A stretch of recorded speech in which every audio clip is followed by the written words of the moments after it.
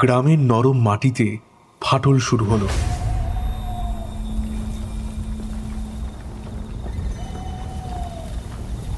এবার ঘটতে শুরু করলো একের পর এক ভয়ঙ্কর ঘটনা।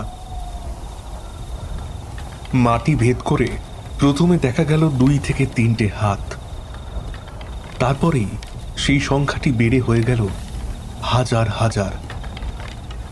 হাতগুলো রক্তাক্ত, ক্ষতবিক্ষত। ভয়ে চিৎকার করে উঠতে গিয়েও চিৎকার করে উঠতে পারলেন না ডাক্তারবাবু। ওনার গলা শুকিয়ে কাঠ হয়ে গেছে। এইবার ডাক্তারবাবু বিপদ বুঝেই পিছন ফিরে পালানোর পরিকল্পনা করতে গিয়েই বুঝলেন ওনাকে এই অন্ধকার ঘেরা জনমানব শূন্য মাঠ থেকে কেউ যেন পালাতে দিতে চায় না। ওনাকে এই জগৎ সংসার থেকে একেবারে নরকের দ্বার খুলে নরকে নিয়ে যেতে চায় সে। এইবার তিনি বুঝতে পারলেন গ্রামবাসীরা কেন এই গ্রামের এই পশ্চিম দিকের মাঠটাতে গভীর রাতে আসতে নিষেধ করেছিল তাকে। কিন্তু তিনি হেরে যাওয়ার মানুষ নন, তাই সমস্ত ভয় দূরে সরিয়ে রেখে সে ছুটতে শুরু করল। কিন্তু বিপদের যে তখন সবে সূচনা ঘটেছে তা তিনি হয়তো জানতেন না। প্রথমে মাটি ভেদ করে ক্ষত বিক্ষত রক্তাক্ত হাতগুলো বের হয়ে এলেও এবার বের হয়ে আসছে রক্তাক্ত ক্ষত বিক্ষত বেশ কয়েকটা দেহ। ওদের গা থেকে পচা মাংস ঝুলে ঝুলে পড়ছে। ডাক্তারবাবু এবার বুঝতে পেরেছেন যে এইগুলো হলো সেই অতৃপ্ত আত্মারা। মিষ্টির উপরে যেমন একপাল পিঁপড়ে ঝাঁপিয়ে পড়ে নিমেষে নিঃশেষ করে দিতে চায়, ঠিক তেমনি ওনার উপরে ঝাঁপিয়ে পড়তে থাকলো অতৃপ্ত রক্তাক্ত ক্ষত বিক্ষত দেহগুলো। তিনি প্রথমে ঘুষি লাথি চালিয়ে শয়তানগুলোকে দূরে সরিয়ে দেওয়ার চেষ্টা করলেও শেষ পর্যন্ত ব্যর্থ হলেন। অতৃপ্ত মানুষ খেকো শয়তানগুলোর গায়ে ডাক্তারবাবুর করা আঘাত কোনো রকম প্রভাব ফেলছে না। একটা ধাক্কা, ডাক্তারবাবু মাটিতে পড়ে গেলেন। শয়তানগুলো তাদের খাদ্য পেয়ে গেছে এতক্ষণে। মাটি থেকে ওঠার অনেক চেষ্টা করলেন তিনি, তবে শক্তিশালী পিশাচগুলো যে ওনাকে যেতে দিতে চায় না কিছুতেই। ডাক্তারবাবুর আর্তনাদ শোনা গেল কয়েক মিনিট। তারপরে চারদিকটা পুরো শান্ত হয়ে গেল। না, কোনো রকম শব্দ নেই, তবে ভালো করে কান পাতলে শোনা যাচ্ছে অভুক্ত মানুষ খেকো শয়তানগুলো তখনও ডাক্তারবাবুর দেহের নরম মাংস পরম তৃপ্তিতে ভক্ষণ করছে।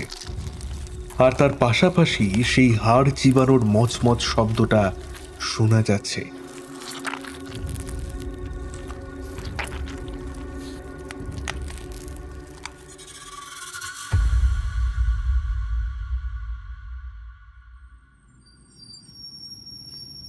বাসটা এসে থামল রামনাথপুর গ্রামে।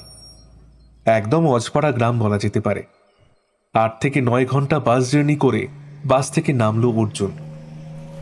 বাসটা যেখানে এসে থেমেছে তার সামনেই রয়েছে একটা ছোট্ট গুমটি চায়ের দোকান। অর্জুন পিছন ফিরে দেখল বাসটা ইতিমধ্যে ধুলো উড়িয়ে বেশ কিছুটা দূরে চলে গেছে। বাসে আসতে আসতে শুনছিল এইটাই লাস্ট বাস। এরপরে পরের গ্রামে বাসটার লাস্ট স্ট্যান্ড। ওই গ্রামটার নাম সংগ্রামপুর। বাসে যে 2-4 জন লোক আছে ওদের ওখানে নামিয়ে বাসটা আবার কলকাতা রওনা দেবে। আবার কাল সকালে বাসটা ফিরবে। তখন সন্ধে হয়ে এসেছে। অর্জুন হাত ঘড়িতে দেখল 6টা বাজতে এখনো 10 মিনিট বাকি আছে। চায়ের দোকানটা ফাঁকা রয়েছে। চায়ের দোকানে বসে আছে একজন বৃদ্ধ ও বৃদ্ধা। অর্জুন কাউকে দেখতে না পেয়ে চায়ের দোকানের দিকটাতে এগিয়ে গেল। দাদা, এখানে সরকারি হাসপাতালটা কোন দিকে? বৃদ্ধ অর্জুনের এই প্রশ্নের উত্তরে ওর দিকে এমন একটা দৃষ্টিতে তাকিয়ে থাকলো যে সেই চোখের চাহনি দেখে অর্জুনের মনে হতে থাকলো ও বোধহয় একটা বড়সড় অন্যায় করে ফেলেছে সরকারি হাসপাতালটা কোন দিকে তা জিজ্ঞেস করে। কেন, কি দরকার আপনার এখানে? সরকারি হাসপাতালটা কোথায় তা জেনে কি হবে? অর্জুন বয়স্ক লোকটির কথায় যে কি উত্তর দেবে তা কিছুতেই বুঝে উঠতে পারল না। এবার দেখা গেল বয়স্ক লোকটি দোকান বন্ধ করার প্রস্তুতি নিচ্ছে। অর্জুন আর কোনো কথা না বলে ফোন করলো যার ওকে এখান থেকে নিয়ে যাওয়ার কথা। না, ফোনে পাওয়া গেল না, আউট অফ নেটওয়ার্ক বলছে। গ্রামে এই একটা টাওয়ারের সমস্যা। অর্জুন অনেক সাহস করে আরও একবার দোকানের দিকে এগিয়ে যায়। আসলে আমি কলকাতা থেকে আসছি। তাতে আমি কি করব বলুন? হ্যাঁ, কলকাতা থেকে তো অনেকেই আসে ভিডিও বানাতে। দেখে তো আপনাকে ভদ্র সন্তান বলেই মনে হয়। আমার সাথে ফাজলামি না করে বিদায় হন, দেখি যান। আমাদের তাড়াতাড়ি বাড়ি ফিরতে হবে। আজ আবার অনেকটাই দেরি হয়ে গেল দোকানটা বন্ধ করতে। ফাজলামি না মেরে বিদায় হন দাদা, এতেই মঙ্গল আপনার। রাতে তো এই গ্রাম আবার। বয়স্ক লোকটি একটু বেশি খিটখিটে। অর্জুন আর কোনো কথা না বলে একাই পথ চলতে থাকলো। তখন অন্ধকার হয়ে গেছে চারদিকটা। কিছুটা এগোতেই দেখতে পেল একটা কালো বিড়াল ওর দিকে ভয়ঙ্কর দৃষ্টিতে তাকিয়ে আছে। বিড়ালটার জলজলে চোখ দুটো যেন ওকে কিছু একটা বিপদের ইঙ্গিত দিচ্ছে বলে অর্জুনের মনে হলো। অর্জুন যদিও এইসবে একদম বিশ্বাস করে না, তাই পুরো ব্যাপারটা উপেক্ষা করে একাই পথ চলতে থাকলো। ইতিমধ্যে কালো বিড়ালটা রাস্তা ক্রস করে জঙ্গলের দিকটাতে চলে গেল। অর্জুন আপন মনে একটা গান গাইতে গাইতে এগোতে থাকলো। হঠাৎ একটা ডাকে থমকে দাঁড়িয়ে গিয়ে পিছন ফিরে অর্জুন দেখল একজন মাঝবয়সী লোক অর্জুনকে পিছন থেকে ডাকছে। লোকটা চাদর দিয়ে ওর মুখটা ঢেকে রেখে দিয়েছে, তাই মুখটা স্পষ্ট দেখা যাচ্ছে না। হাতে একটা লাঠি আছে ওনার। সেই লাঠির উপরে ভর দিয়ে লোকটি দাঁড়িয়ে আছে। দুটো চোখ অস্পষ্টভাবে দেখা যাচ্ছে, তবে সেই চোখে যেন এক ভয়ঙ্কর চাহনি। বেশিক্ষণ লোকটার চোখের দিকে তাকিয়ে থাকতে পারল না অর্জুন। চোখটা নামিয়ে নিল। বাবু, আপনি কলকাতা থেকে আসছেন তো? হ্যাঁ, আপনার কি নিতে আসার কথা আমাকে? হ্যাঁ, আমার পিছু পিছু আসুন, আমি নিয়ে যাচ্ছি আপনাকে। সম্ভবত এই লোকটার হয়তো নিতে আসার কথা ছিল অর্জুনকে। অর্জুন ওর পিছনে পিছনে চলতে থাকল। লোকটা একটু অদ্ভুত ধরনের। অর্জুন সদ্য ডাক্তারি পাশ করে এখানে পোস্টিং নিয়েছে। বাকিরা যখন কলকাতার বড় বড় হাসপাতালগুলোতে বিভিন্ন ডিপার্টমেন্টে কম্পিটিশনে ব্যস্ত, অর্জুন তখন এই গ্রামটাকেই চয়েস করে নিয়েছে। এই গ্রামটাতেই লুকিয়ে আছে যে অনেক রহস্য। ওকে যে সেই রহস্যগুলোর উৎস খুঁজে একের পর এক সমাধান করতে হবে।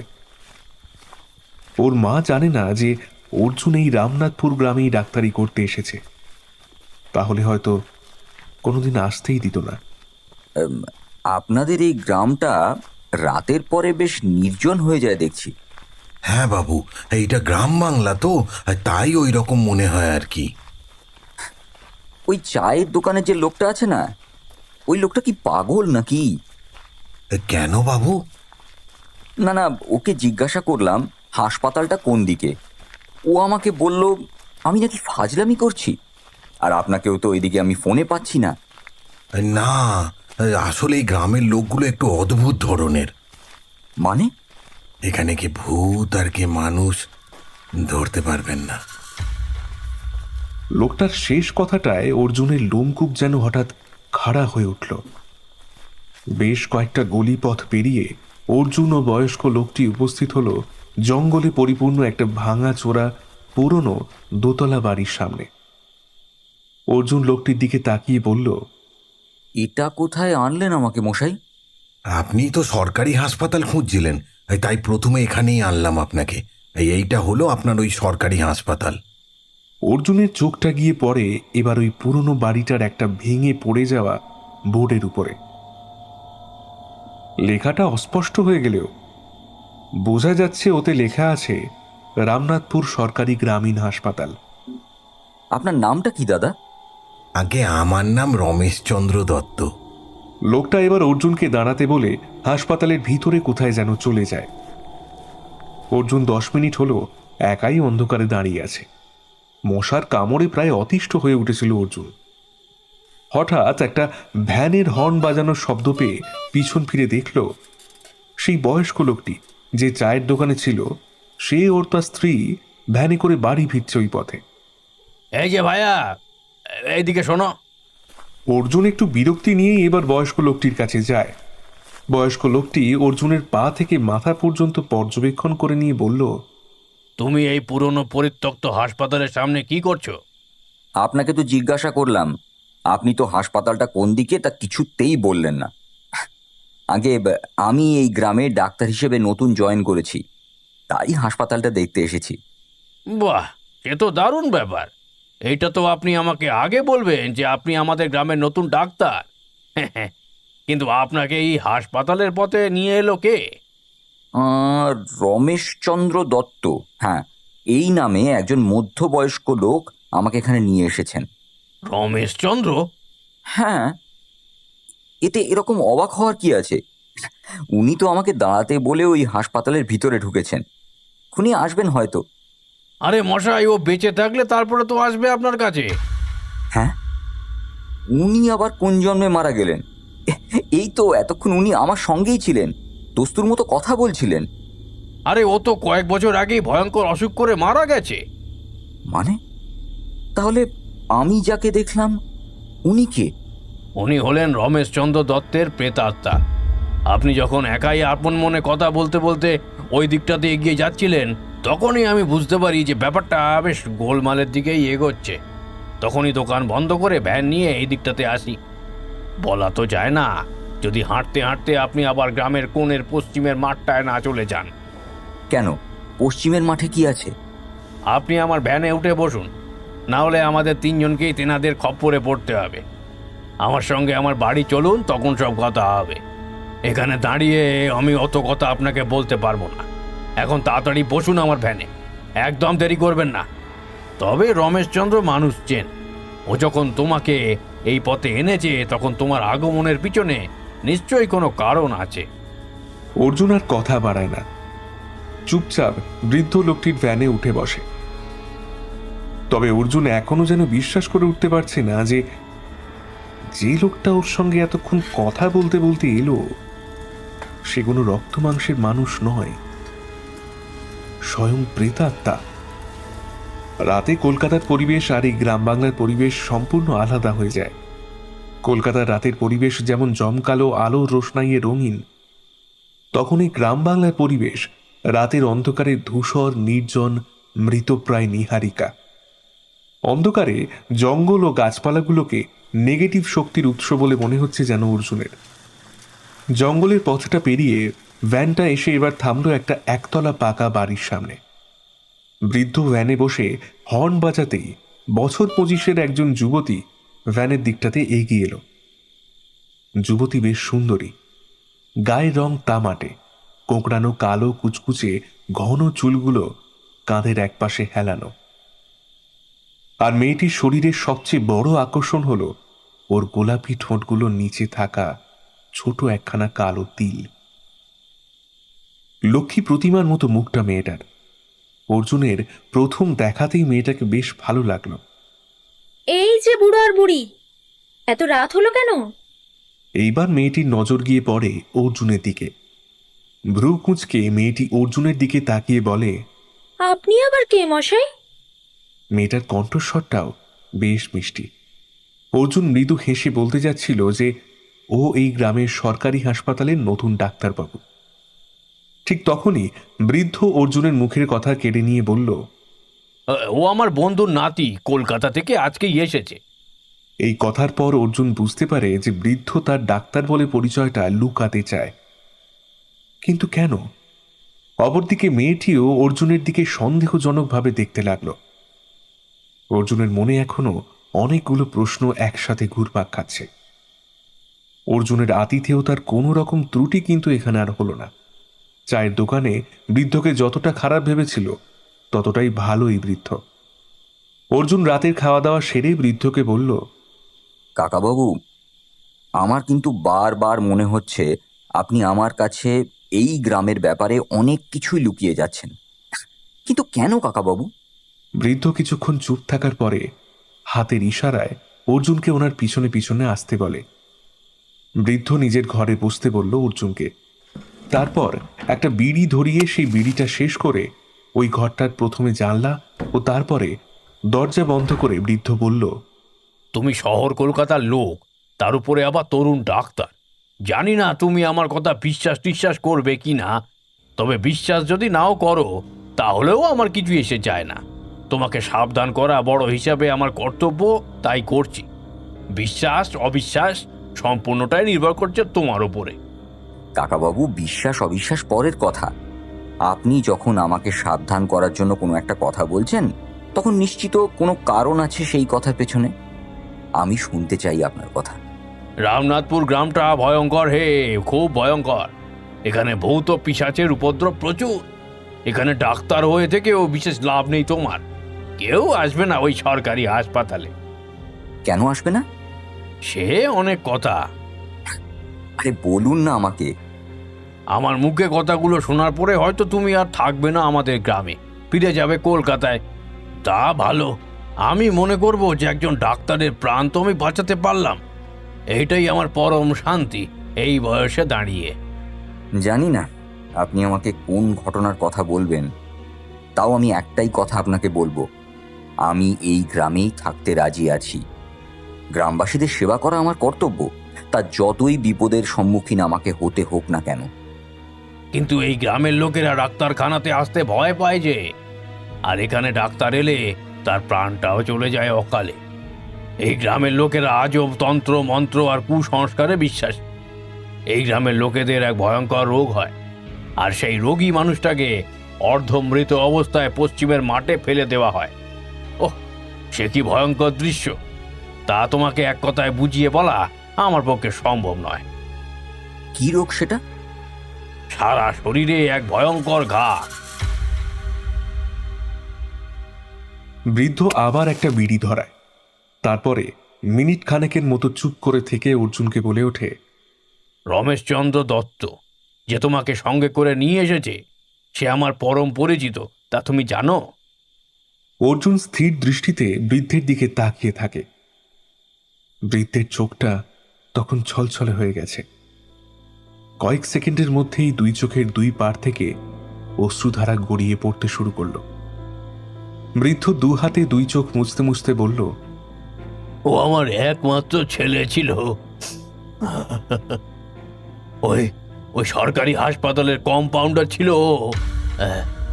বৃদ্ধ এইবার যেই ঘটনা বলতে শুরু করলো, তাতে কখনো শিউরে উঠল অর্জুন, কখনো ওর চোখ থেকে বেরিয়ে এলো জল, কারণ ওর সাথেও তো জড়িত রয়েছে সেই ঘটনা। প্রথম থেকেই বলি তোমাকে, আমার নাম বেনি মাধব দত্ত। আমাদের গ্রামের নাম রামনাথপুর হওয়ার কারণ হলো জমিদার রামনাথ বাবু। রামনাথ বাবু তখন ওই গ্রামের সুদক্ষ জমিদার। তাকে গ্রামবাসীরা অন্তর থেকে প্রচুর ভালোবাসত। সুখেই ছিল গ্রামবাসীরা।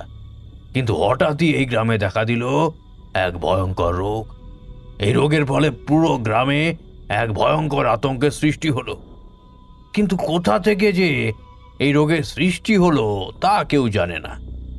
এই রোগটা হলে সারা শরীরে সৃষ্টি হয় ভয়ঙ্কর রকমের ঘা। এই ঘা প্রথমে মুখের ভিতরে ও জিভের উপরে হতো। তার কয়েকদিন পরে রোগীর হাতের উপরে চামড়ায় লাল লাল চুলকানির মতো বার হতো। চুলকালেই শুরু হতো বিপদ। নরম চামড়া আস্তে আস্তে উঠতে থাকতো।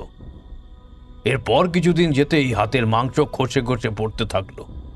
এই রোগটা ছোঁয়াচে হওয়ার কারণে একই পরিবারের সকলের হতো। দেখতে দেখতে একটা পরিবার নিশ্চিহ্ন হয়ে যেত। এই রোগের হাত থেকে বাঁচার তখন প্রাথমিক উপায় ছিল গ্রামের বৃদ্ধ কবিরাজ। যে কবিরাজ তখন আবার ওই রোগে নিজেই আক্রান্ত। ফলে গ্রামবাসীরা মৃত্যু আসন্ন সেটা একরকম জেনে একে একে গ্রাম ছেড়ে কলকাতাতে পালিয়ে যেতে থাকলো। নিস্তার পেলেন না রামনাথবাবু নিজেও। কয়েকদিনের মধ্যেই যেন গ্রামটা অভিশপ্ত হয়ে উঠল। চারিদিকে শুধুই হাহাকার। কলকাতাতে গিয়ে কলকাতা থেকে ডাক্তারবাবুদের এই গ্রামে নিয়ে আসার অনেক চেষ্টা করা হলো গ্রামবাসীর তরফে, কিন্তু কোনো ডাক্তার এই ভয়ঙ্কর রোগের কথা শুনে আসতে রাজি হলো না।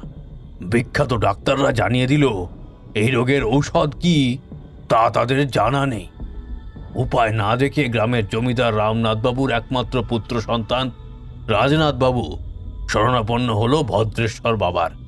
তিনি ছিলেন একজন অঘরী তান্ত্রিক। তবে তার আগমন কিভাবে হলো ও তার প্রভাব কিভাবে গ্রামময় ছড়িয়ে পড়ল তা আমার পক্ষে বলা সম্ভব নয়। গ্রামের কেউ বলতেও পারবে না ওনার ব্যাপারে। তবে পুরো ঘটনাটা শোনার পরে তুমি বেশ কিছুটা অনুমান করতে পারবে। ভদ্রেশ্বর বাবা এসেই শুরু করলেন তার তান্ত্রিক ক্রিয়াকলাপ। তবে গ্রামবাসীদের এক অভিশাপ থেকে বাঁচাতে গিয়ে তিনি কোথাও যেন মনে হয় আর একটা অভিশাপের দিকে একধাপ ঠেলে ফেলে দিয়েছিল গ্রামবাসীদের, যার সাজা এখনো পেয়েই চলেছে পুরো গ্রাম। ভদ্রেশ্বর বাবা রাজনাথবাবুকে ডেকে পরিষ্কার বললেন, এই রোগ থেকে প্রতিকার সম্ভব, তবে এই রোগ থেকে বাঁচাতে পশ্চিম মাঠের ব্যবহার আমাকে করতে হবে।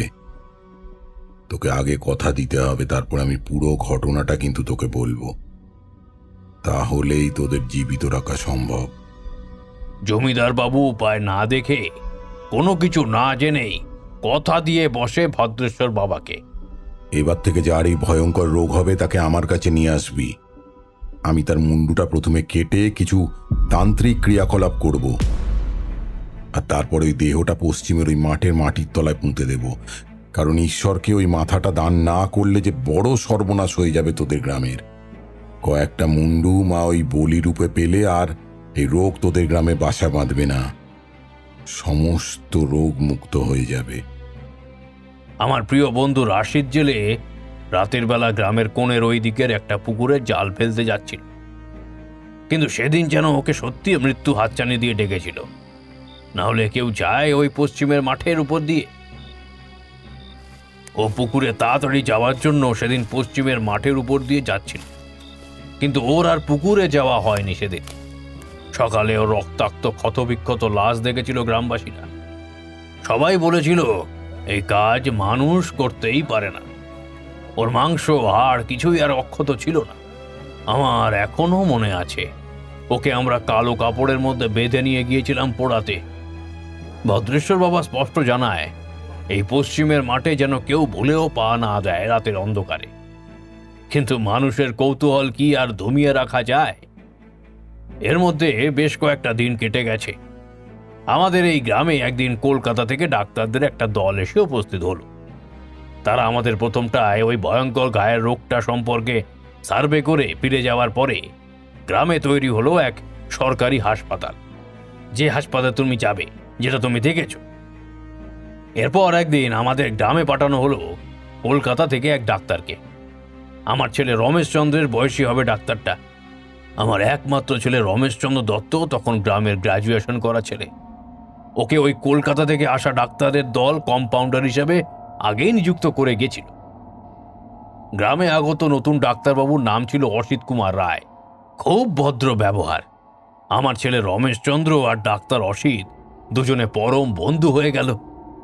কিন্তু এই গ্রামের লোকেদের যে সাধারণ রোগ হয় না, হয় কেবলমাত্র ভয়ঙ্কর রোগ। প্রথম প্রথম ডাক্তারখানাতে লোকজন না এলেও ধীরে ধীরে লোকজন আসা শুরু করে আমার ছেলে রমেশচন্দ্রের প্রচারে। কিন্তু জমিদার বাবু ও ভদ্রেশ্বর বাবার ঘোর আপত্তি ছিল সরকারি এই হাসপাতালটাকে নিয়ে। তাদের বক্তব্য ছিল দরকারের সময় কোনো ডাক্তার কলকাতা থেকে আসেনি, কিন্তু এখন ভদ্রেশ্বর বাবার তান্ত্রিক ক্রিয়াকলাপে যখন চারিদিকটা শান্ত, তখন কেন আগমন ডাক্তারদের? এরপরেই ধীরে ধীরে হাসপাতালটা বন্ধ করার দিকে এক ধাপ অগ্রসর হয় জমিদার, ভদ্রেশ্বর বাবা ও গ্রামবাসীরা। এর মধ্যে একদিন এক রোগী সেই ভয়ঙ্কর রোগ নিয়ে ডাক্তার অসিতের কাছে আসে। কেঁদে বলে যে আমি বাঁচতে চাই, আমার প্রাণ গেলে আমার ছোট ছেলে মেয়েরা না খেয়ে মারা যাবে, আর আমি ভদ্রেশ্বর বাবার হাতেও প্রাণ দিতে চাই না, আপনারা আমাকে বাঁচান। আমার ছেলে রমেশচন্দ্র অসিতবাবু দুজনে মিলে ততদিনে একটা ঔষধ বানিয়ে ফেলেছে। ওদের দুজনের আপ্রাণ চেষ্টার ফলে ওই ঘা হওয়া ভয়ঙ্কর রোগীর প্রাণ রক্ষা পায়। আর সেদিন থেকেই শুরু হয়ে গিয়েছিল অদ্ভুতুড়ে কী সব ঘটনা। অসিত আমাদের এই ঘরেই থাকতো। এর মধ্যে কয়েকটা দিন কেটে গেছে।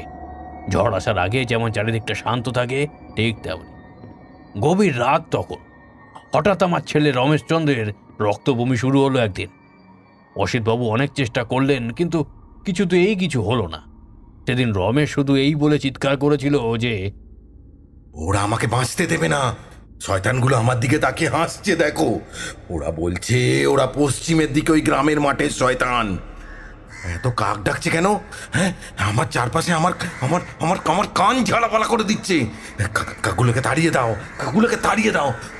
আমি বাঁচতে চাই, আমি বাঁচতে চাই, বাঁচাও আমাকে, আমাকে আমাকে বাঁচাও। অসিতবাবু ওকে বাঁচাতে দৌড়ে কোথায় যেন গেলে, আর ফিরলেন না। তারপরে রমেশচন্দ্র সেদিন রাতেই মারা গেল। আমি ছুটে গেছিলাম বাবা ভদ্রেশ্বরের কাছে, না, তাকে আমি আর পাইনি। পরে খবর নিয়ে জেনেছিলাম ডাক্তারবাবু পশ্চিমে ওই মাঠের দিকে ছুটে গেছিল, কিন্তু কেন যে ওই দিকে তিনি গেছিলেন তা কেউ জানি না আমরা। তারপর থেকেই তিনি নিরুদ্দেশ। এরপর আর এক ডাক্তারবাবু এই গ্রামে এসেছে, কিন্তু তার ক্ষতবিক্ষত দেহ উদ্ধার হয় ওই পশ্চিমের মাঠের মধ্যে। গ্রামবাসীদের শত বারণ সত্ত্বেও তিনি নাকি গেছিলেন পশ্চিমের মাঠের মধ্যে। এই গ্রামে রয়েছে ভূত পিশাচদের ভয়ঙ্কর উপদ্রব। এরপর থেকে আর কোনো ডাক্তার এই গ্রামে আসেন। রোগ হলে মানুষ ছোটে ওই ভদ্রেশ্বর বাবার কাছে। দেখো বাবা, তুমি আমার নাতির বয়স, তুমি এখানে থেকো না বাবা, থেকো না, কলকাতায় ফিরে যাও। এখানে প্রতি পদক্ষেপে বিপদ লুকিয়ে আছে। জানি না এই গ্রাম আবার কবে মুক্তি পাবে এই ভয়ঙ্কর অভিশাপ থেকে। অর্জুনের চোখে জল দেখে বৃদ্ধ বলল, কি হে, তোমার চোখে জল কেন? অর্জুন চোখটা মুছতে মুছতে বলল, ক্ষতি আমাদের দুজনেরই হয়েছিল সেদিন। আপনি সন্তানহারা হয়েছিলেন আর আমি পিতৃহারা। হ্যাঁ, আর আমি সেই কারণেই আপনাদের গ্রামে এসেছি। আমি খোঁজ খবর নিয়ে জানতে পেরেছি যে এই গ্রামে রোগ থেকে মুক্তি দেওয়ার জন্য নরহত্যা করা হয়। এইটা বন্ধ করা খুব প্রয়োজন। আমি এইসব বন্ধ করে তারপরেই এখান থেকে যাব।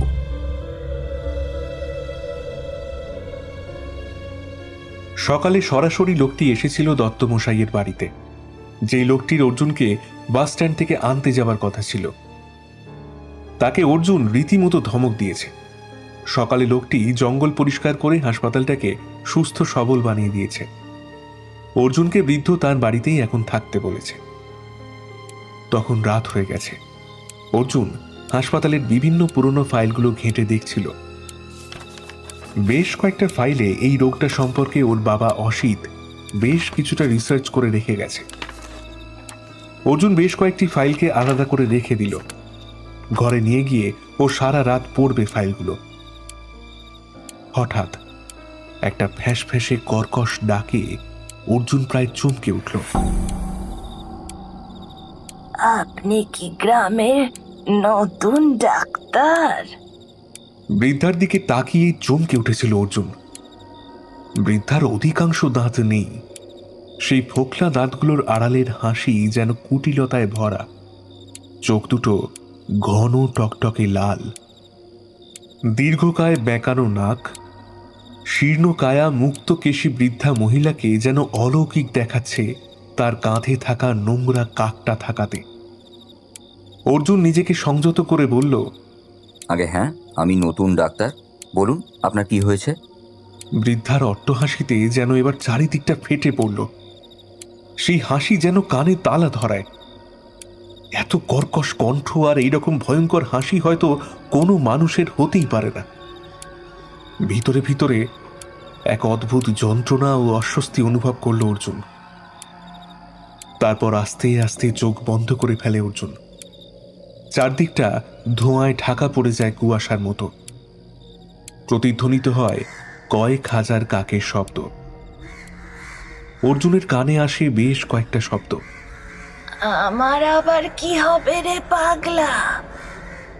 হবে তো তোর। সময় থাকতে থাকতে পালা এখান থেকে, পালা তাড়াতাড়ি।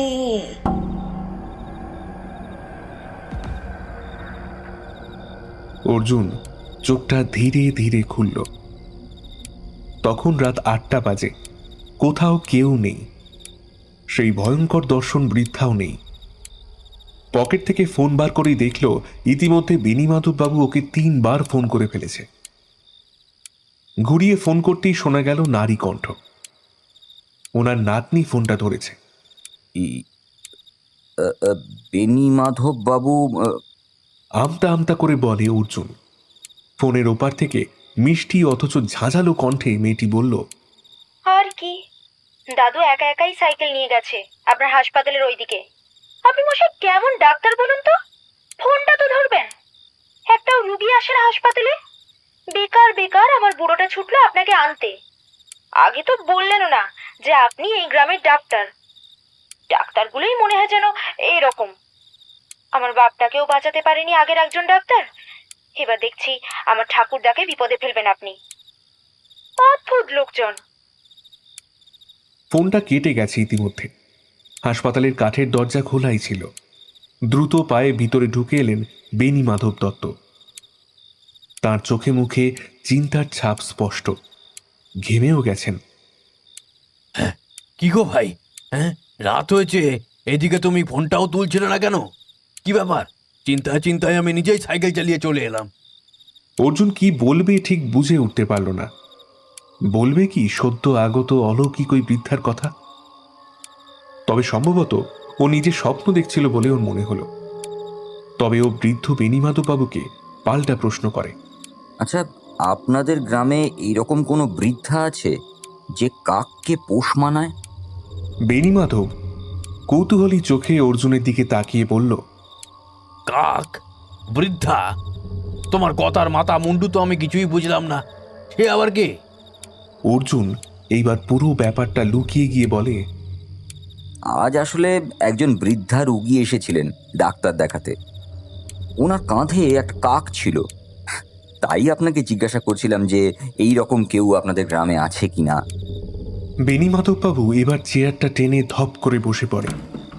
তারপর ভয়ার্ত কণ্ঠে বলে, হ্যাঁ, আমার ছেলে রমেশচন্দ্র মৃত্যুর আগে এইরকম একজনের কথা বলেছিল। আমরা তাকে দেখতে পাইনি, কিন্তু মৃত্যুর আগে ও দেখেছিল। তুমি হাসপাতালটা বন্ধ করে তাড়াতাড়ি চলো, এখানে থাকাটা ঠিক হবে না। চলো। বেণীমাধবকে পিছনে বসতে বলে নিজেই সাইকেল চালিয়ে পথ চলছিল অর্জুন। অর্জুনের যেন এবার সত্যি ভয় লাগতে শুরু করেছে। এই গ্রামে সত্যিই তাহলে অনেক রহস্য লুকিয়ে আছে।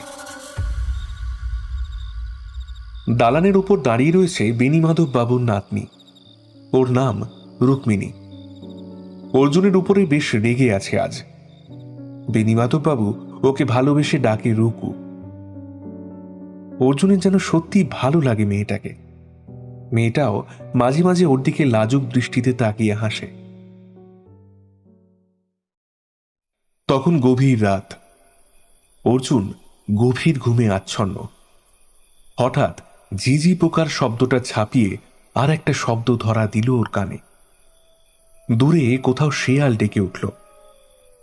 বিছানায় উঠে বসল অর্জুন। শব্দটা মন দিয়ে লক্ষ্য করতে থাকলো কিছুক্ষণ। হ্যাঁ, একটা ভয়ঙ্কর গোঙানির শব্দ শোনা যাচ্ছে। এত রাতে কে এইরকম ভাবে শব্দ করছে? শব্দটা বারান্দা থেকে আসছে। অর্জুনকে বেণীমাধববাবু যেই ঘরটায় থাকতে দিয়েছে তার জানলাটা বারান্দা বরাবর, তাই দরজা না খুলে জানলাই খুলল অর্জুন।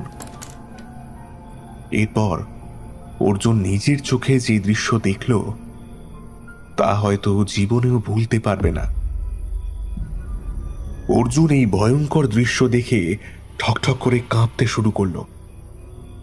একটা ক্ষতবিক্ষত রক্তাক্ত দেহ হামাগুড়ি দিয়ে ঘুরে বেড়াচ্ছে বারান্দার চারদিকটাতে। দেহ বলাটাও এক প্রকার ভুল, আবার অশরীরীয় বলা চলে না। দেহের উপরের অংশ আছে পিশাচটার, কিন্তু কোমর থেকে পা পর্যন্ত কোনো অংশই নেই। অন্ধকারেও স্পষ্ট বোঝা যাচ্ছে যে ক্ষতবিক্ষত দুটো হাতে বারান্দা ময় ঘুরে বেড়াচ্ছে। কেউ যেন ওকে ছেড়ে দিয়ে গেছে এখানে। রক্তাক্ত হয়ে উঠছে বারান্দাটা। চিৎকার করে উঠতে গিয়েও দু হাতে মুখটা চেপে ধরে বসে পড়ল অর্জুন। এই দৃশ্য আর সহ্য করতে না পেরে জানলাটা বন্ধ করে দিল সে। গোঙানির শব্দটা তখনও স্পষ্ট শোনা যাচ্ছে। সারা রাত বিছানার উপরেই বসে থাকলো অর্জুন। সকালবেলা শোনা গেল রুক্মিণীর চিৎকার। অর্জুনের বুঝতে বাকি রইল না যে রুক্মিণী কেন এইভাবে চিৎকার করে উঠল।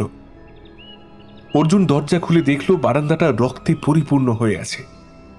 প্রতিদিনের মতো আজ ভোরবেলা উঠে বারান্দা ঝাড় দিতে গিয়ে এই দৃশ্য দেখে রুক্মিণীর চিৎকার করাটা স্বাভাবিক। ইতিমধ্যে বেণীমাধব বাবু ও ওনার স্ত্রী বারান্দায় এসে হাজির হয়েছে। বেণীমাধব বিস্ফারিত চোখে প্রথমে বারান্দার দিকে তাকালো, তারপর ঠকঠক করে কাঁপতে থাকল।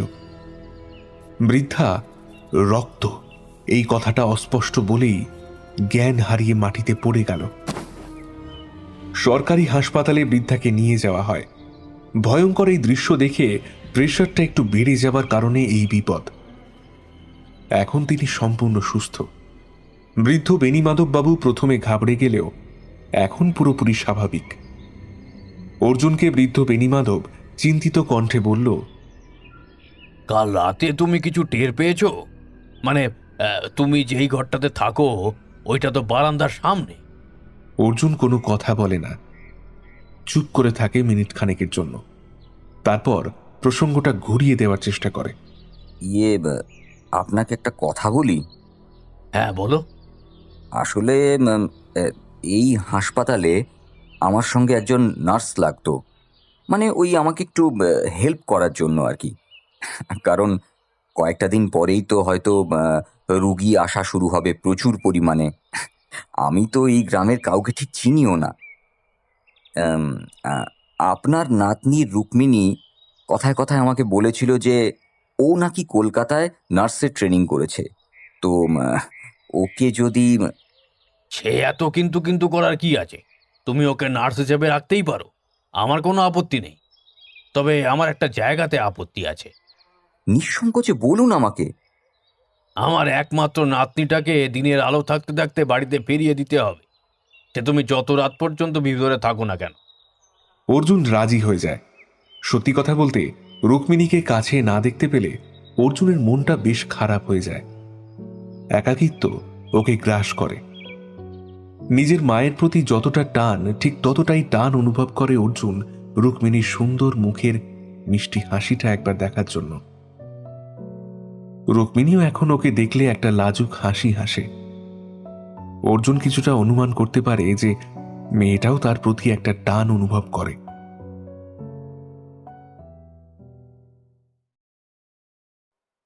ইতিমধ্যে বেশ কয়েকটা দিন কেটে গেছে। গ্রামের কয়েকজনের মধ্যে আসে অর্জুনের কাছে ডাক্তার দেখাতে। অর্জুন সযত্নে ওদের চিকিৎসাও করে। কলকাতা থেকে ঔষধ আসতে শুরু করেছে, তবে প্রত্যেকটা রোগীর মুখে একটাই কথা, তাদের বিশ্বাস এই গ্রামটাকে রক্ষা করে চলেছে স্বয়ং ঈশ্বরের দূত ভদ্রেশ্বর বাবা। ওদের কথা হলো ভদ্রেশ্বর বাবা না থাকলে পুরো গ্রামটা হয়তো মৃত্যুর কোলে ঢলে পড়ত। অর্জুন মাঝে মধ্যে ওদের আজগুবি ভূতের গল্প শুনে হাসে। এক একজন এক এক রকম করে গল্প বলে। তাদের ঝুলিতে জমা পড়ে রয়েছে অলৌকিক গল্পের ভাণ্ডার। অর্জুন মাঝে মধ্যে উপভোগ করে সেই সব গল্প। আজ অর্জুন যখন রোগী দেখছিল, হঠাৎ একজন লম্বা দৈত্যাকৃতির বিশাল শরীর নিয়ে অর্জুনের সামনে হাজির হল বছর 25-এর একজন যুবক। ব্যায়াম করা শরীর, গলার স্বর বেশ দৃঢ়।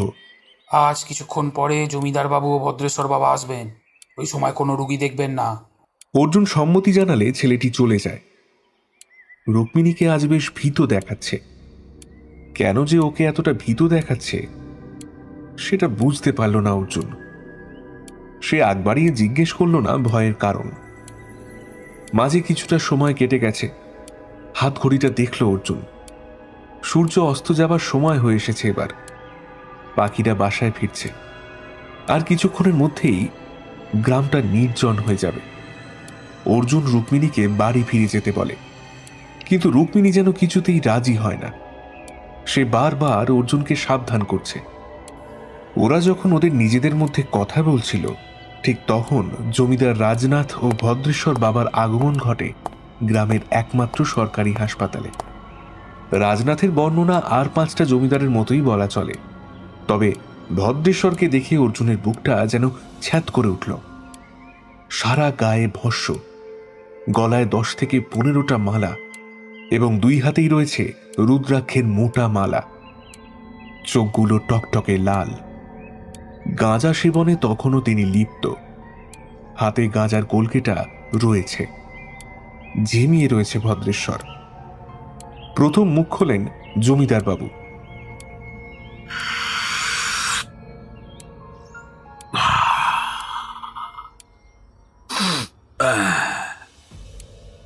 ডাক্তার, তোর নাম কি হে?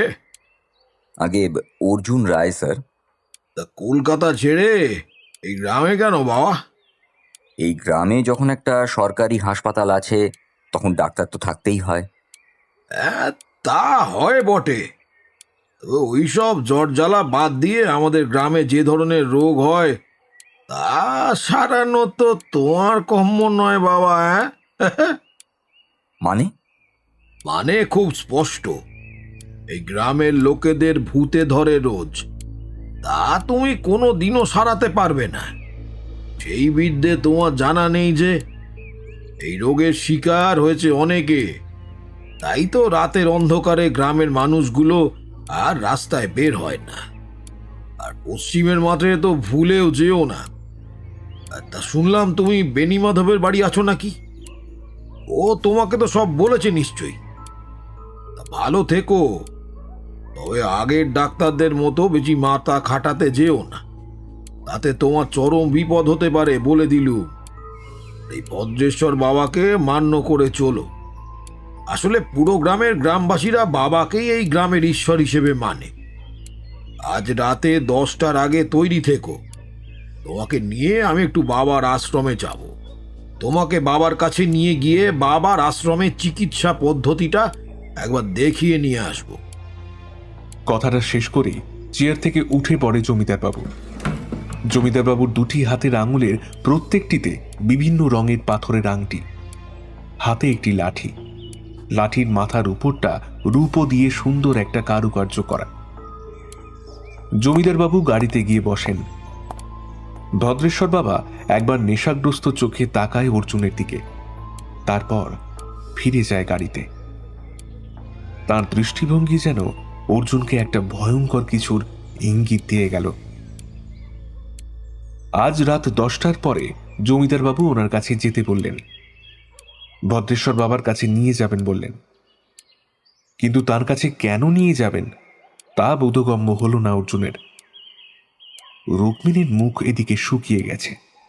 কি হলো? তোমার মুখটা ওই রকম শুকিয়ে গেছে কেন? জানি না, জানেন, খুব ভয় হচ্ছে। কিসের ভয়? ওই ভদ্রেশ্বর বাবা টেরাটা ভূত আর পিশাচদের উপদ্রবে ভরা। আমাদের গ্রামে যারাই কোনো কারণবশত রাতের অন্ধকারে বের হয় তাদেরকেই ভূতে ধরে। রাত 10টার পরে তখন ভদ্রেশ্বর বাবার ওই আশ্রমে নিয়ে গিয়ে ভূত ছাড়ানো হয়। এই দৃশ্য আপনি সহ্য করতে পারবেন না। অনেকেই পারে না, পালিয়ে আসে। আপনি বলে দিন যে আপনার শরীরটা ভালো নেই, আপনি যেতে পারবেন না। কেন? আমাকে দেখে কি তোমার খুব ভীতু বলে মনে হয়? না, তা হয় না, তবে এই গ্রামে এমন কিছু ঘটে যা সাহসী মানুষের হৃদয়কেও দুর্বল করে দেওয়ার জন্য যথেষ্ট। আমি আপনার ভালোর জন্যই বলছি, আপনি ওখানে যাওয়াটা কোনোভাবে এড়িয়ে চলুন। ওটা ভূত প্রেতাত্মাদের আশ্রম।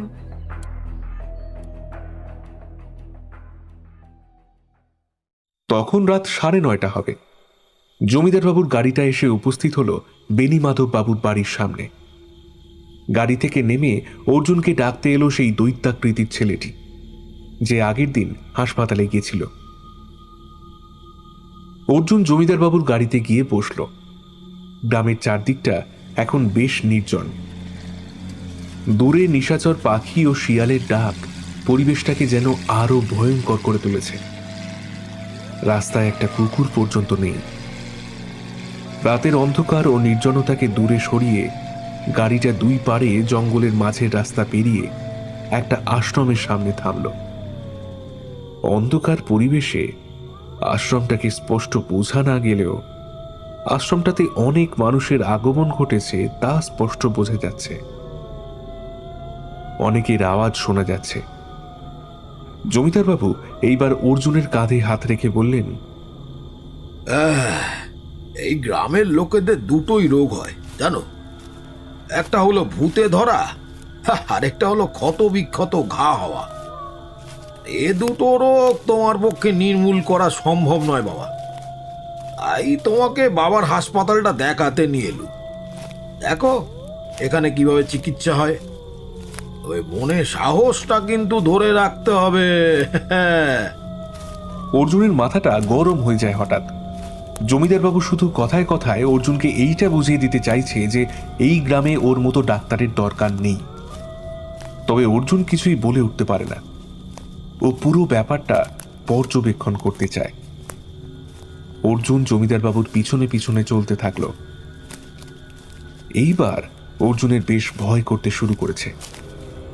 আশ্রমের সামনে এত মানুষের জটলার কারণ এতক্ষণে অর্জুন বুঝতে পারল।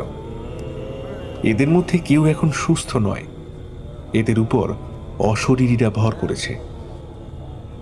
তাদের মধ্যে মেয়ে, বুড়ো, বাচ্চা সকলেই আছে প্রায়, আর আছে তাদের পরিবারের লোকজন। কোথাও মেয়েরা খোলা চুলে মাথা দোলাচ্ছে আর ভয়ঙ্কর রকমের চিৎকার করছে। একজন থুরথুরে বয়স্ক লোক, যার চলার মতো ক্ষমতা হবার কথা নয়, তাকে শিকল দিয়ে একটা বট গাছের সঙ্গে বেঁধে রাখার পরেও গাছটাকে মাটি থেকে তুলে আনার অপরিসীম চেষ্টা সে চালাচ্ছে, এবং তাতে সে কিছুটা হলেও সফল হচ্ছে। আর একটা ছোট শিশু, ওর মুখ থেকে বের হয়ে আসছে একটা প্রাপ্তবয়স্ক মানুষের কণ্ঠ। নিজের মতো সে বিড়বিড় করে চলেছে। হ্যাঁ, এইটা সত্যি কথা যে এই সব রোগের চিকিৎসা ডাক্তারি শাস্ত্রে নেই। তবে রোগের চিকিৎসার নামে মানুষ হত্যা, সেটাও তো মেনে নেওয়া চলে না। অর্জুনের লোমকূপটা ভয়ে খাড়া হয়ে উঠেছে, গলা শুকিয়ে আসছে। এইসব দৃশ্য সহ্য করা ওর পক্ষে যেন একটু কঠিন হয়ে পড়ছে। অবশেষে নিজেকে কিছুটা সংযত করে নেওয়ার চেষ্টা করে অর্জুন। ডাক্তার, ভয় ভয় লাগছে নাকি এবার? ইয়ে, না না, ভয় লাগছে না, তবে একটু অবাক হচ্ছি এইসব দৃশ্য দেখে। দাঁড়াও, এইবার তো তোমাকে ভিতরে নিয়ে গিয়ে মেন রুগীকে দেখাবো। আর চিকিৎসা করবেন বাবা, এটা তোমাকে কিন্তু সহ্য করে নিতে হবে। বাবা তোমাকে সেই রোগের চিকিৎসা দেখাবেন বলে আমাকে নিয়ে গিয়েছিলেন তোমার সরকারি হাসপাতালে। অর্জুন কিছুটা হলেও অনুমান করে নিতে পারে যে জমিদার কোন চিকিৎসার কথা বলছে অর্জুনকে। তবে অর্জুন মুখে কিছু বলে না, চুপচাপ জমিদার বাবুর পিছন পিছনে আশ্রমের ভিতরে প্রবেশ করে। আশ্রমটা দেখতে রাজপ্রাসাদের মতো। সাদা পাথর দিয়ে তৈরি করা এই রাজপ্রাসাদ যেন সব কিছুর ঊর্ধ্বে। বিশাল দালান, 8 কক্ষ বিশিষ্ট 2 তলা আশ্রমটা। দেওয়ালের গায়ে কোথাও হরে কৃষ্ণ হরে নাম, তো কোথাও আবার ওম চিহ্নতে ও বিভিন্ন সংস্কৃত মন্ত্রে পরিপূর্ণ হয়ে আছে। সিঁড়ি বেয়ে দোতলাতে পৌঁছাতেই একটা চিৎকারের শব্দ ভেসে আসে। ঘরটার ভিতরে প্রবেশ করতেই অর্জুনের গাটা যেন গুলিয়ে আসে। ঘরটা সম্পূর্ণ নোংরা, চারদিকে এঁটো, মাছের কাঁটা আর মাংসের হাড় পড়ে আছে। বেশ কয়েকটা জায়গায় শুকিয়ে যাওয়া রক্তের ছাপ রয়েছে। তান্ত্রিক ক্রিয়াকলাপ চলছে সম্ভবত। সামনে একজন দেবী মূর্তি রাখা রয়েছে। লাল ফুলে আচ্ছাদিত হওয়ার কারণে এইটা কোন দেবী তা কিছুতেই বোঝা গেল না। আর সবচেয়ে ভয়ঙ্কর ও আশ্চর্যকর দৃশ্য হলো, একজন মানুষকে দড়ি দিয়ে বেঁধে রাখা হয়েছে মূর্তিটার সামনে। অর্জুন লক্ষ্য করতে থাকে পুরো ব্যাপারটা। মানুষটা যন্ত্রণায় ছটফট করে চলেছে তখনও। ওর সারা শরীরে পরিপূর্ণ হয়ে রয়েছে ভয়ঙ্কর রকমের ঘা। অর্জুন সচক্ষে দেখছে এই ঘা। লোকটার গা থেকে একটা বিশ্রী রকমের গন্ধ বার হচ্ছে। কুকুরের গায়ে ঘা হলে যে রকম গন্ধ ছড়িয়ে পড়ে চারদিকে, ঠিক সেই রকম একটা গন্ধ ছড়িয়ে পড়ছে। অর্জুন চাপা স্বরে জমিদার বাবুকে বলল, এইসব কি দেখাচ্ছেন আপনি আমাকে? আমি আমি বাড়ি যেতে চাই। জমিদার চুপ করে থাকে, অর্জুনের প্রশ্নের কোনো রকম উত্তর না দিয়ে। অর্জুন জমিদারের মুখের দিকে তাকিয়ে দেখে ওনার মুখে এইসব ভয়ঙ্কর বিষয়ের কোনো রকম ছাপ পড়েনি। উনি মন্ত্রমুগ্ধের মতো পুরো ব্যাপারটার মজা নিচ্ছেন যেন। অর্জুনের ততক্ষণে হাত পা কাঁপছে। ভদ্রেশ্বর বাবার হাতে একটা সিঁদুর মাখানো তলোয়ার দেখা দিল। বিড়বিড় করে মন্ত্র উচ্চারণ নির্জন পরিবেশটাকে অলৌকিক আবরণে আবৃত করে ফেলেছে। এবার ভদ্রেশ্বর পা তুলে দিল ওই ঘা হওয়া রুগীটার গায়ে। তারপর সেই সিঁদুর মাখা তলোয়ারটা তুলে ধরল ওর মাথা বরাবর। তারপর সেই দৃশ্য দেখার জন্য একদম প্রস্তুত ছিল না অর্জুন। এই দৃশ্য হয়তো কোনো স্বাভাবিক মানুষের পক্ষে দেখাটাও অসম্ভব।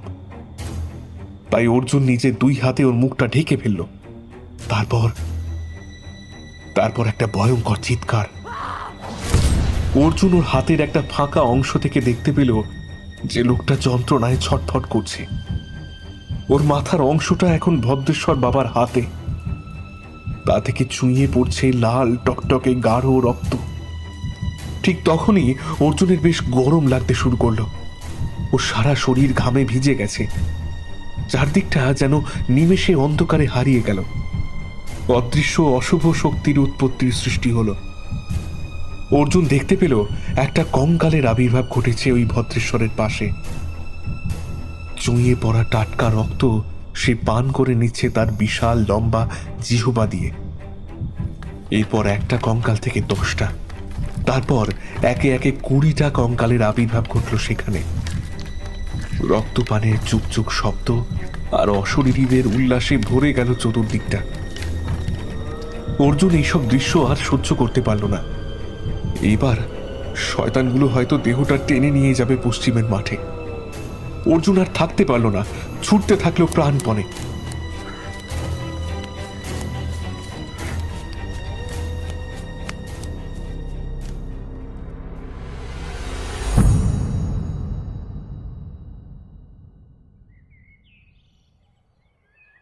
তখন সকাল হয়েছে। অর্জুন সরকারি হাসপাতালে চলে এসেছে ওখান থেকে ছুটে। অত রাতে বেণীমাধব বাবুর বাড়ি যাওয়াটাও সঠিক বলে মনে করেনি। কালকে সেই ভয়ঙ্কর ঘটনা এখনো যেন দুটো চোখের সামনে ভেসে উঠছে ওর। চোখ ঘুমে বুজে আসছে, কিন্তু চোখ বুঝলেই সেই কঙ্কালগুলো আর লোকটার কাটা রক্তাক্ত মুন্ডুর ছবিটা ওর চোখের সামনে ভেসে আসছে। ইতিমধ্যে রুক্মিণীকে চিন্তিত মুখে হাসপাতালের দিকেই আসতে দেখল অর্জুন। আপনি ঠিক আছেন অর্জুন বাবু? অর্জুন কোনো কথা বলে না, চুপ করে বসে থাকে। রুক্মিণী এবার অর্জুনের মুখটা পর্যবেক্ষণ করেই বুঝতে পারে সারা রাত ঘুম না হবার পাশাপাশি বেশ ভয়ের মধ্যে আছে অর্জুন। কি হয়েছে আপনার? আর আপনি বাড়ি ফেরেননি কেন কাল রাতে? কাল রাতে আমার সাথে যা ঘটে গেছে তা যেন কারোর জীবনে ফিরে না আসে। আমি মানুষটাকে রক্ষা করতে পারলাম না। দাঁড়িয়ে দাঁড়িয়ে একটা রুগীর মৃত্যু দেখলাম ডাক্তার হয়ে। ভয়ে দৌড়ে পালিয়ে এলাম আমি। ছি ছি ছি, আমি সত্যি ভীতু। রুক্মিণীকে কাল রাতের সমস্ত ঘটনা বলাতে আতঙ্কে আঁতকে ওঠে রুক্মিণী। এসব আমাদের গ্রামে নতুন নয়, জানেন। গ্রামের প্রত্যেকটা লোক জানে ভদ্রেশ্বরের আশ্রমে কি হয়, কিন্তু কেউ ভয় মুখ খোলে না। কাল রাতে ওই রোগীর মৃতদেহটাকে এরপর ওই ভূত পিশাচগুলো টানতে টানতে নিয়ে যাবে। পশ্চিমের মাঠে নিয়ে গিয়ে দেহ থেকে হাড় মাংস বের করে তা পরম তৃপ্তিতে চিবিয়ে খাবে। ওরা যে বড্ড ক্ষুধার্ত। প্রতিবাদ করেনি বলাটাও ভুল। প্রথম দিকে অনেকেই প্রতিবাদ করেছিল, তাদের শেষ পর্যন্ত খাদ্য হয়ে যেতে হয়েছে ওই পশ্চিমের মাঠের শয়তানগুলোর। ভূতগুলো ছিঁড়ে খেয়েছে। পশ্চিমের মাঠে একবার খনন করা হলেই না জানি কত মানুষের কঙ্কাল হাড় পাওয়া যাবে। রুক্মিণী বাড়ি ফিরে গেছে। অর্জুনকেও ওর সঙ্গে যেতে বলছিল, কিন্তু অর্জুনের তো আজ অন্য একটা কাজ আছে। অর্জুনের চোখটা গিয়ে এবার পড়ল সেদিনের সেই ফাইলগুলোর দিকে, যা ওর বাবার রেডি করে যাওয়া ফাইল। টেবিলের উপরে এখনো রাখা রয়েছে সেদিনের পর থেকে। ফাইল খুলে পড়তে থাকলো অর্জুন। ওর বাবা পুরো ফাইলটার ভিতরে ইংরেজি অক্ষরে যা লিখেছে তা পড়ে চমকে উঠতে থাকলো অর্জুন। আমার এই লেখা কে পড়ছে তা আমার জানা নেই, তবে তিনি একজন ডাক্তার হলেই হয়তো আমার লেখাটা ভালো বুঝতে পারবেন এবং এই গ্রামকে কিছুটা হলেও রক্ষা করতে পারবেন।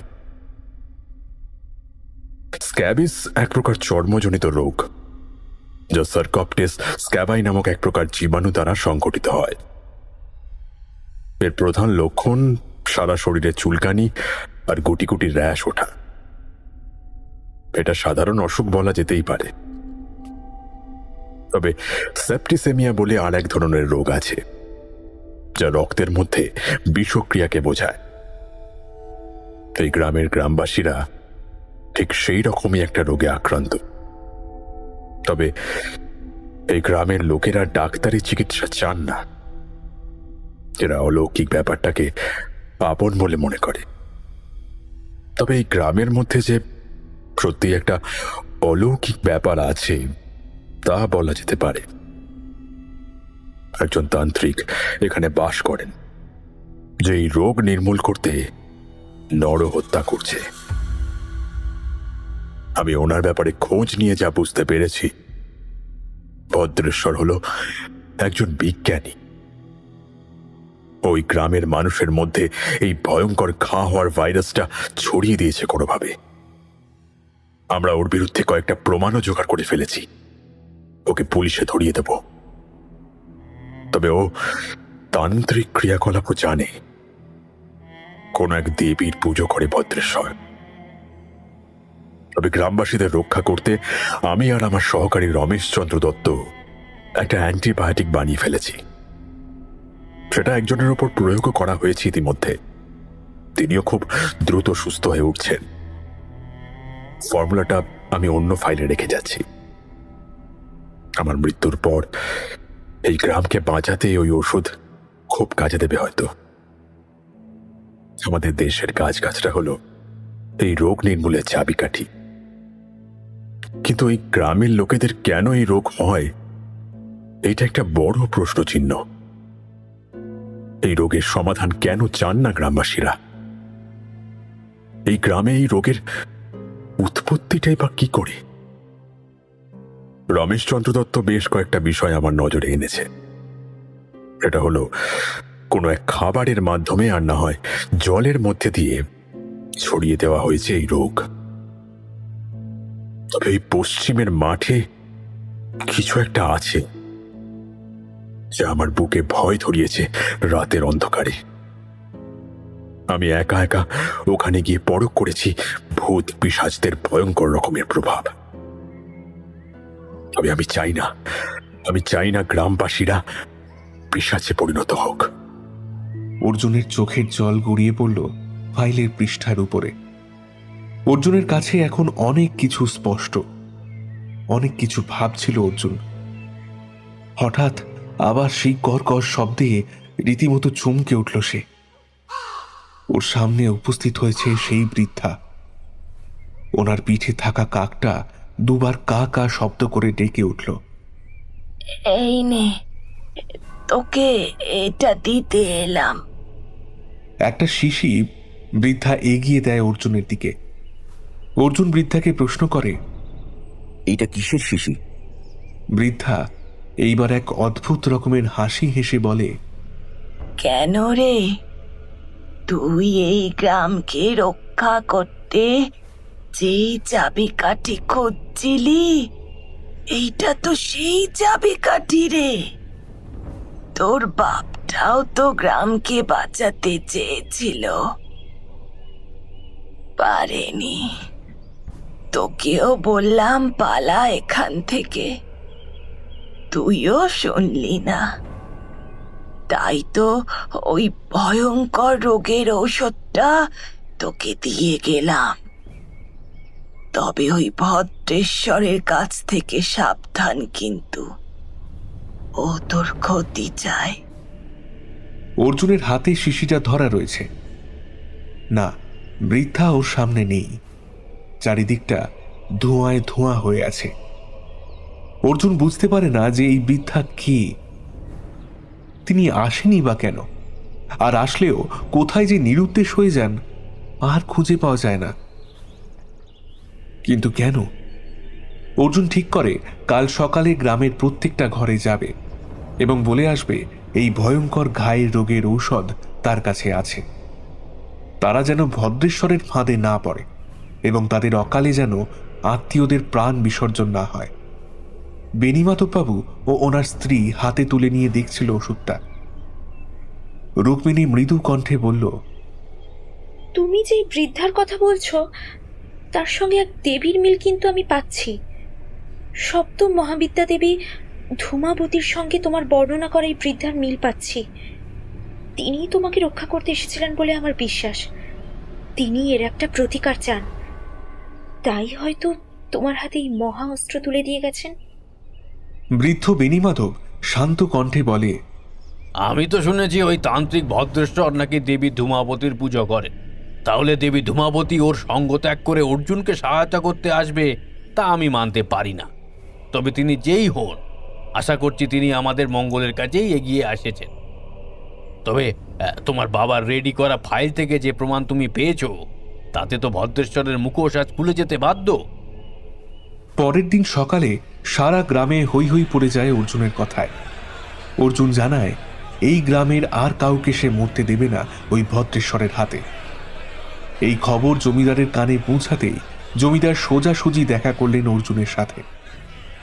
এইসব তুমি কি বলছো? হ্যাঁ, আমার কাছে ওই মারণ রোগের ওষুধ চলে এসেছে, আর চিন্তার কোনো কারণ নেই।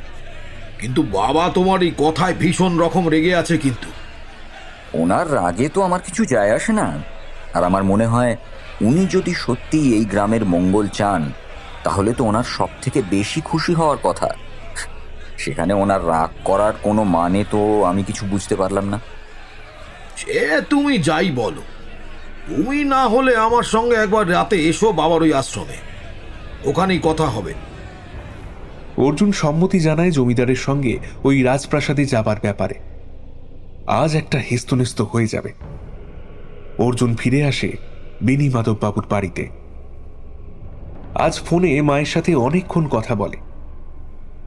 ও জানে না আজ ওর কি হবে। ও কি আদৌ বেঁচে ফিরতে পারবে ভদ্রেশ্বরের হাত থেকে? তবে আজ সরাসরি প্রতিবাদ করবে ওই ভদ্রেশ্বরের। আসল চেহারাটা খুলে দেবে সকলের সামনে।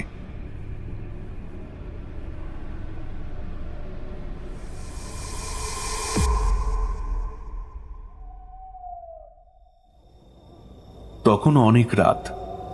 অর্জুন এখন দাঁড়িয়ে আছে ভদ্রেশ্বরের আশ্রমের সামনে।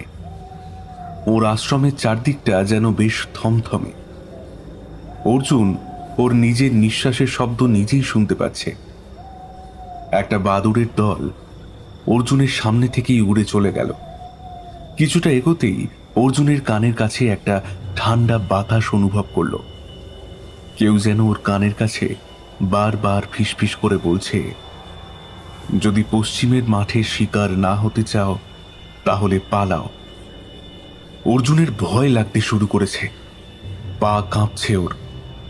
কিন্তু সাহস তোকে ধরে রাখতেই হবে। আজ এই অর্জুনও যে আরো এক মহাভারতের কুরুক্ষেত্রের যুদ্ধে নেমেছে। ওকে আজ সত্য ও ন্যায়ের যুদ্ধে জয়লাভ করতেই হবে। অর্জুন কিছুটা এগোতেই দেখতে পায় জমিদার বাবু দাঁড়িয়ে আছে আশ্রমের মূল দ্বারে। ওনার হাতে রয়েছে ভদ্রেশ্বরের সেই সিঁদুর মাখানো তলোয়ারটা।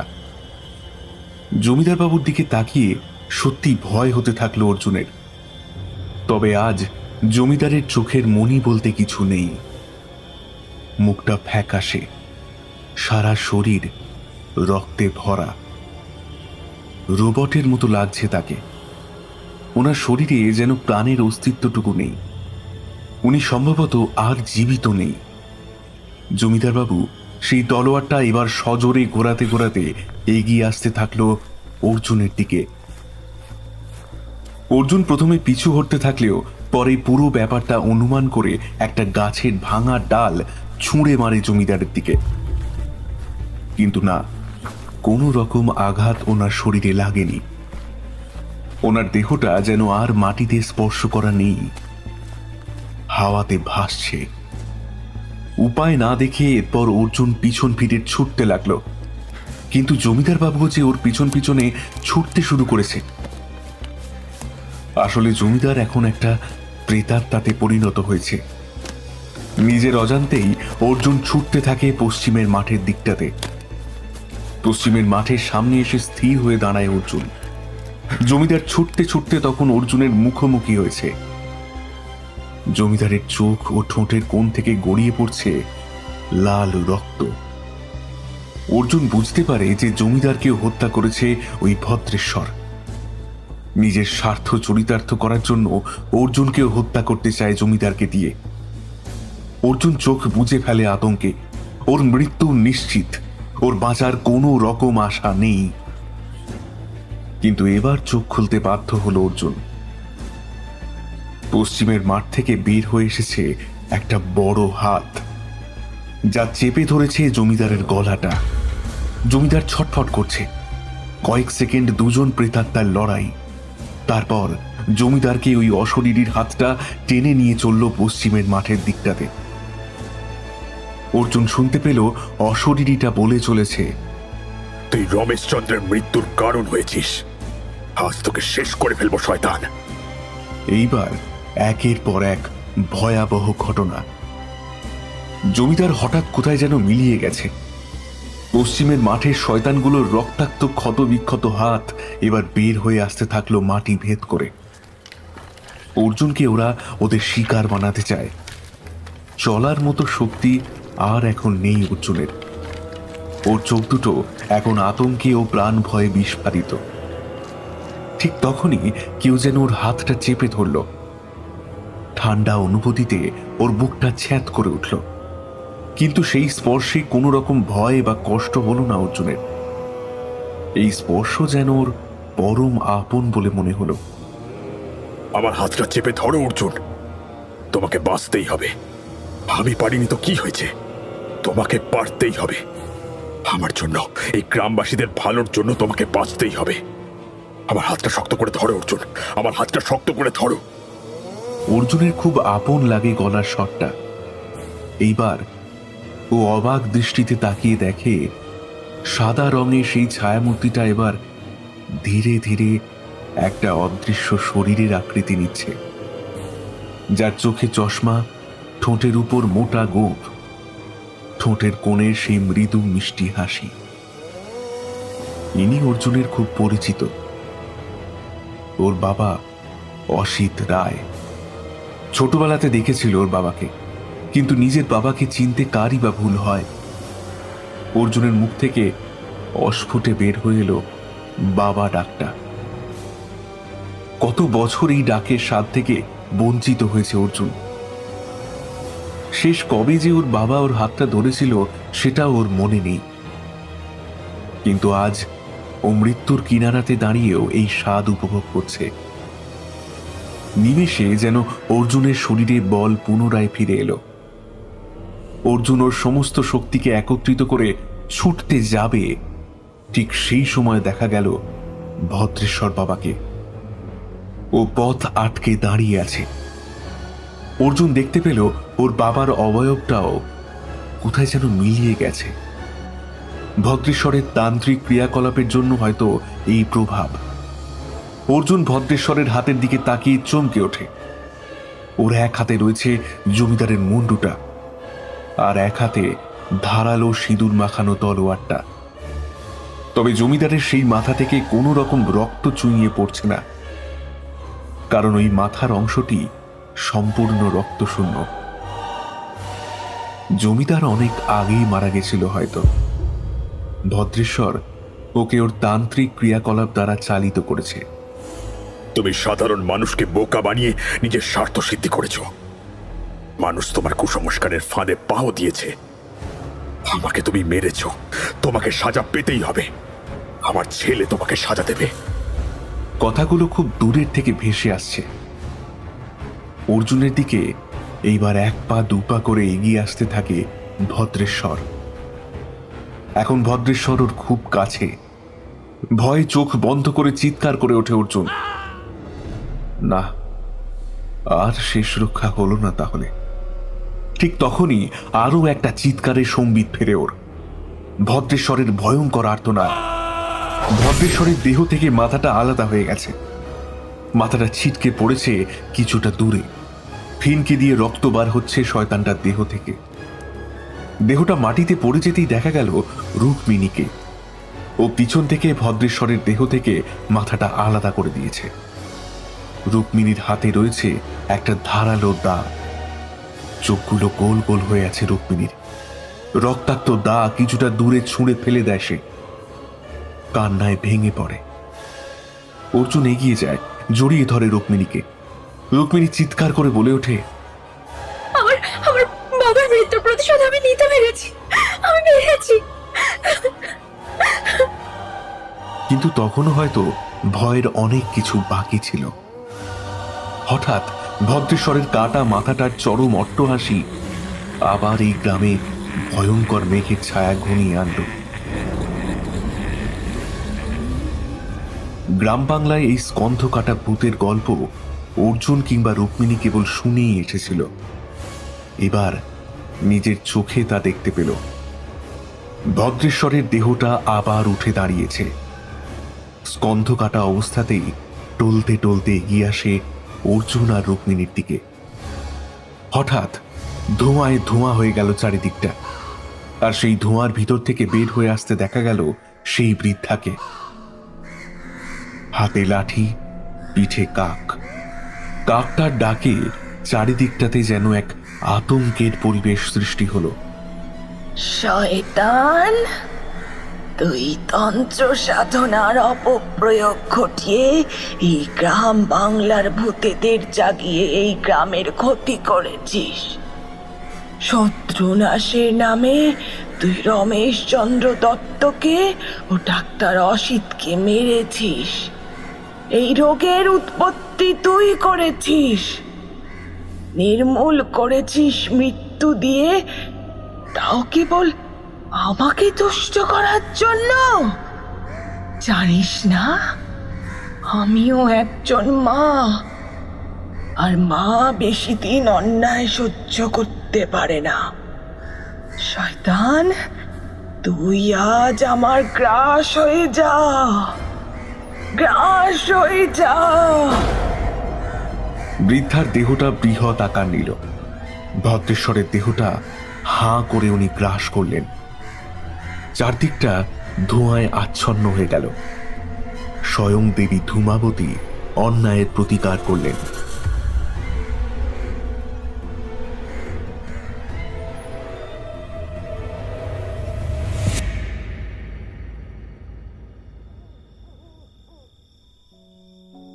অর্জুন তখনও রুক্মিণীকে জড়িয়ে ধরে আছে। একটা আলতো চুমু ওর কপালে এঁকে দিয়ে অর্জুন রুক্মিণীকে বলল, আমি তোমাকে বড্ড ভালোবাসি রুক্মিণী। তুমি না থাকলে আজ আমি। দুটো পরিচিত হাসিতে এবার চারিদিকটা ভরে গেল। এই দুটো হাসি খুব পরিচিত। একটা রমেশচন্দ্র দত্ত এবং আর একটা ডাক্তার অসিত কুমার রায়।